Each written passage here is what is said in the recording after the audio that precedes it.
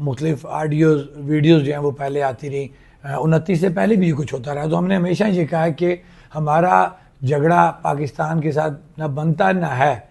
हमारा जो तनाज़ा है या जो इशू है वो रियासती इस निज़ाम के साथ है और हमारे मामलात इस रियासत के साथ हैं। हमने पहले भी कहा है कि हमारा पाकिस्तान या पाकिस्तानी जो फोर्सेस हैं, आर्मी हो गई या दीगर अदारे, हमारा उनसे कोई ऐसा तनाज़ा नहीं है।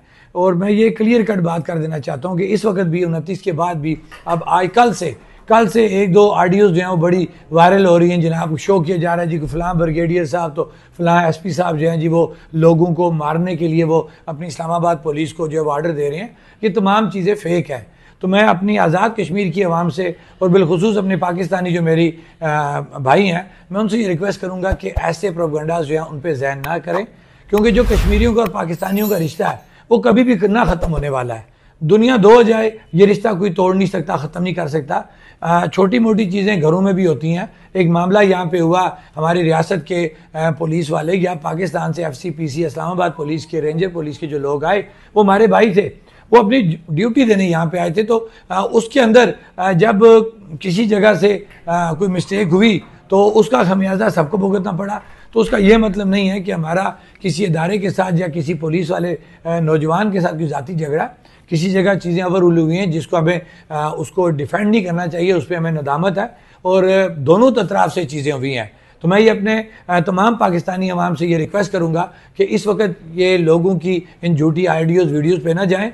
कश्मीरियों का और पाकिस्तानियों का रिश्ता ना ख़त्म होने वाला है, जिसको कोई भी ख़त्म नहीं कर सकता। जिन जिम्मेदारान के साथ बैठ के या जो गारंटी देने वाले लोग हैं उस मीटिंग में बैठ के कुछ चीज़ें ऐसी होती हैं जिनको वक्त आने पे पब्लिक किया जाता है। हमें बिल्कुल क्लियर ये चीज़ है कि 12 जो मिनिस्टर हैं उनकी वजारत फ़ारग, उनके फ़ंड फ़ारग, उनका जो उसके नाम पे जो स्टूडेंट्स के दाखिले का कोटा या भर्तियों का जो कोटा होता है वो ख़त्म। अब ऑलरेडी एक कमेटी बनी है जो बाकी TOR तय करेगी। लिहाजा अगर किसी को कोई इसमें अवाम है तो वो जाके किसी मिनिस्टर से जाके कोई दरख्वास्त मार करके ले आए। सर ऐसी बात नहीं है, मैं ये कह रहा हूँ ना कि दो तरफा ये मामलात हुए हैं, लेकिन अल्हम्दुलिल्लाह ये बात कहूँगा कि पहल जो है वो हमारी तरफ से नहीं हुई। कोई भी GIT बनेगी हम साबित करेंगे और इसके अंदर दूसरी तरफ के जिम्मेदारान भी सामने आएंगे। जहाँ पे अगर कहीं पत्थर मारने वाला, डंडा मारने वाला हमारा कोई एक्शन कमेटी का कोई नुमाइंदा आपको सामने नज़र आ रहा है तो दूसरी तरफ भी इदारों के बंदे, हमारे पास तमाम सबूत मौजूद हैं, फायरिंग करते हुए बयानात मौजूद हैं कि फ़लाँ ने, मैं भी नाम नहीं लूँगा, वक्त आने पे हर ऑफिसर का, हर इदारे के बंदे का नाम आएगा कि फ़लाँ ने ये आर्डर्स दिए। हमारे पास ऑडियोज़ मौजूद हैं, वीडियोज़ मौजूद हैं, फायर करने की फुटेज मौजूद है।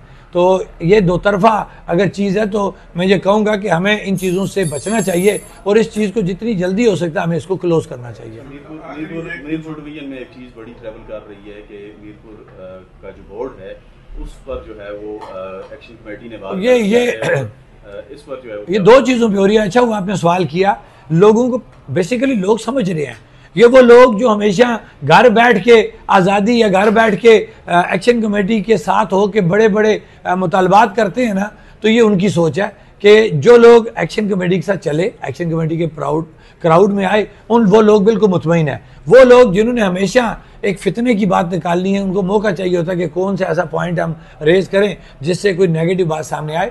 हमने 2 मजीद बोर्ड जो है उनका इजाफा करवाया है। जिस तरीके से मीरपुर बोर्ड है सेम उसी तरीके से ये 2 बोर्ड बने हैं लोगों की तुलबा की आसानी के लिए। हाँ ये बात ज़रूरी हुई है कि इससे पहले हमारा जो मीरपुर बोर्ड था वो वर्किंग करता था अपनी पंजाब बोर्ड के साथ। तो हमें ये कई शिकायत मिली कि पंजाब बोर्ड के साथ इनकी अपना जो आपस में जॉइंट इनका वेंचर था, जो चीज़ें पेपर शेयर आपस में करते थे, कुछ और चीज़ें शेयर करते थे, वो तसल्ली बख्श नहीं थी, उसके ऊपर लोगों के सवालात थे। तो हमने ये कहा कि हमारे बच्चों के साथ ज्यादती होती है, लिहाजा इन बच्चों की एफिलेशन मुराद ये नहीं है कि आप उसके अंडर आ गए हैं। एफिलेशन मुराद जो तरीकाकार फेडरल बोर्ड का होता है वो तरीकाकार जो है वो इस बोर्ड के साथ किया। दूसरी बात नैब की बात की जा रही है। जनाब एक और बड़े बड़े फिलासफर हैं, एक और मैंने किसी का वो कालम पढ़ा पूरा एक कि जनाब इन्होंने एक और अदारे को जो है वो पाकिस्तान के अदारे को यहाँ पे एक्सेस दे दी। और खुदारा कोई खौफ करो, हमने सिर्फ ये कहा है कि नैब का जो तरीकाकार है, जो कानून है, बजाय इस एहतसाब घिसे पेटे एहतसाब एक्ट को इसके अंदर अमेंडमेंट करते हुए जो नैब का कानून है उसको यहाँ पे लाया जाए ताकि चोरों डाकुओं को पकड़ा जाए। और यहाँ पे हमारे फिलासफर कह रहे हैं जनाब एक और वफाकी इदारे को यहाँ पे दस्तरस दे दी। खुदा का खौफ करो यार, दिमाग रखने वाले लोग हैं, तुम्हारी तरह ये झूठी बातें नहीं हम करते। सर देखें, हम बारहा ये कह रहे हैं, ये तहरीक हमारे बुनियादी हकूक़ की तहरीक है और ये तहरीक, ये खुलासा इसका ये, हम ये रोब पीट रहे हैं कि छोटी सी रियासत है, इस रियासत के ऊपर जो माली बोझ या जो मिनिस्टरों का बोझ डाला हुआ है या सेक्रेटरीज, ब्यूरोक्रेट या जुडिशरी का जो बोझ है, ये उसकी मुकम्मल नहीं है। हमारा ये मुतालबा था कि रियासती जो हुकूमत है या निज़ाम है इसको कम किया जाए इसके हजम के मुताबिक, और वो जो सब्सिडी या वो जो बचत है वो रियासत की आवाम पे लगे, उसकी खुशहाली की लगे। हमारा सारा जो मुद्दा था वो रियासती हुकूमत के साथ था, जिसको बार बार हुकूमत पाकिस्तान या अदारों के साथ जोड़ा जाता था। ऐसी कोई बात नहीं, लेकिन पीछे ऑलरेडी आपके अदारे बैठे हुए हैं, और मैं नहीं कहता कि कोई अदारा हाई कोर्ट से आगे है, लेकिन लेजिस्लेशन के लिए एक अदारा मौजूद है। तो वो हर चीज़ को वहाँ पे, क्योंकि लेजिस्लेटर हमारे साथ बैठे हुए थे, क्या पाकिस्तान से क्या आज़ाद कश्मीर से, और अदारे के लोग थे जो इसके गारंटर थे, जो जिम्मेदारान थे वो इसके गारंटर थे। मैं नहीं समझता कि ऐसी कोई इसके अंदर चीज़ होगी कि गलत चीज़ को अदलिया भी जब वो सपोर्ट करे। हमने जब साबित कर दिया कि अदलिया का ये जज है, क्योंकि आपने बात की सिविल जज एक लगा हुआ है जिसका ऑलरेडी FIA की एक रिपोर्ट मौजूद है कि वो पहले पंजाब के स्टेट डोमिसाइल स्टेट पे नौकरी पंजाब में कर रहा था, और जो ही यहाँ पे नौकरी आई CSS की जॉब आई, उसने 2 नंबर स्टेट सब्जेक्ट और बनाया डोमिसाइल, और आज़ाद कश्मीर के इस माजरीन के नाम पे 2 नंबर स्टेट सब्जेक्ट वो बनाया, और आज वो एक सीनियर सिविल जज की हैसियत से जॉब कर रहा है। तो क्या अदालतों को नहीं पता कि यहाँ के फंड जो है वो किस तरह इस्तेमाल होते हैं, नौकरियाँ किस तरह 2 नंबर स्टेट सब्जेक्ट पे जारी की जाती हैं? मैं ये समझता हूँ कि हमारी अदलिया वो इंसाफ पे अपनी फैसला करेगी, हमें अपनी अदालतों पर मुकम्मल एतमाद है।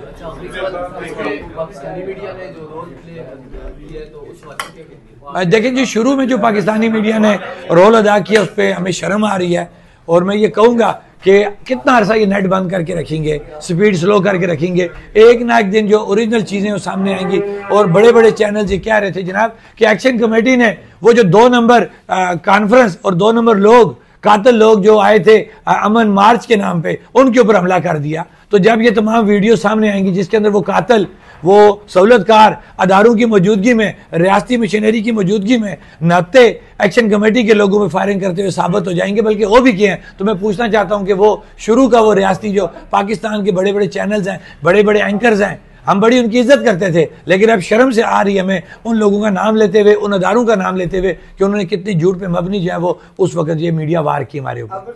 जो हमारे कश्मीरी हैं या जो भी हैं उनके बारे से क्या कहेंगे, क्योंकि यहाँ से जो भी चीज़ जा रही थी यहाँ पे तो बिल्कुल ब्लैकआउट था, इंटरनेट नहीं था, तो उन्होंने हमारी जो बातें हैं वो दुनिया तक पहुंचाई। सर मैं अपने ओवरसीज भाइयों का मैंने पहले भी शुक्रिया अदा किया, और आगे भी हमें उनकी मदद की जरूरत रहेगी, क्योंकि हमारे साथ एग्रीमेंट साइन हुआ है। अगर इन्होंने एग्रीमेंट की खिलाफ वर्जी करने की कोशिश की तो जम्मू कश्मीर ज्वाइंट अवामी एक्शन कमेटी अखलाकी तौर पे, कानूनी तौर पे बरी जिम्मा होगी अपना लाए अमल देने को। लेकिन हम उम्मीद समझते हैं कि जिस लेवल पे ये एग्रीमेंट साइन हुआ है, मैं नहीं समझता कि इस लेवल के ऊपर कोई मिसअंडरस्टैंडिंग करेगा, कोई उससे बाहर जाएगा। ताहम अगर बुरे वक्त पे नजर रखनी चाहिए, अगर कोई ऐसी बात होती है तो हस्बे साबिक हमारे ओवरसीज जो हैं वो बढ़ चढ़ के इसमें सामने आएंगे और वो प्रोटेस्ट करेंगे, वो बेहतर समझते हैं किस वक्त उन्होंने क्या बात करनी है। हमें अपने तमाम ओवरसीज भाइयों पे फख्र है कि उन्होंने हमेशा जम्मू कश्मीर ज्वाइंट अवामी एक्शन कमेटी को सपोर्ट किया, इंशाल्लाह वो आगे भी सपोर्ट करेंगे।